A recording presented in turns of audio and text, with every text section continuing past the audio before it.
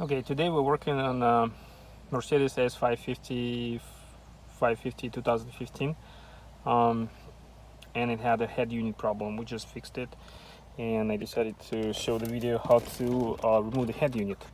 And it appears to be not that complex. First thing first, what you need to do is remove this piece. Just wiggle it and it will come out. Of course, it's loosened up already, so it comes out.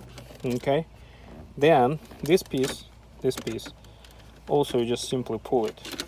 You can see those are pistons are holding it, they're forward. Okay, once it's removed, you're going to have two screws here and here, I believe T30 or T35. Once you did that, it's funny that in this car the whole thing is sitting, the whole thing is just being held by two screws. Okay, and the additional two screws, you can see them there, 1 and 2. You just remove the screws and you should be able to pull the whole center console. Nothing else is holding it, which is really strange, but it's holding up okay. So you can see there's a head unit here. You can remove the whole center panel, but we found out it's easier just simply to pull it, like you pull it to pull up. Be careful and it will slide off. Okay, after that you can see there's a, we call it like kind of hinges or something. So number 1 and number 2 are there. Okay, you disconnect them and you should be able to pull the head unit. From here you can put your hand and you can disconnect all the connectors here. Okay, a good thing to have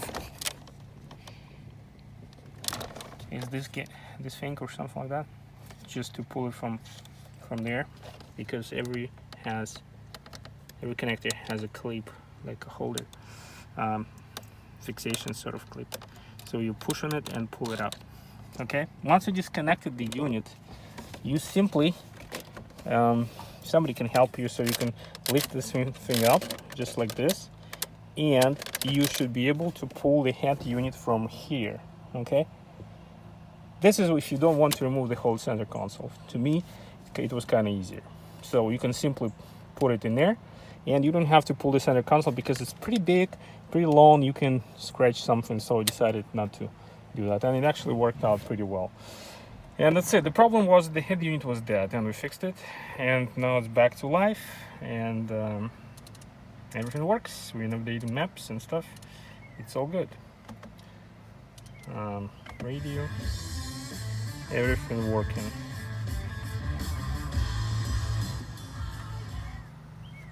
That's it.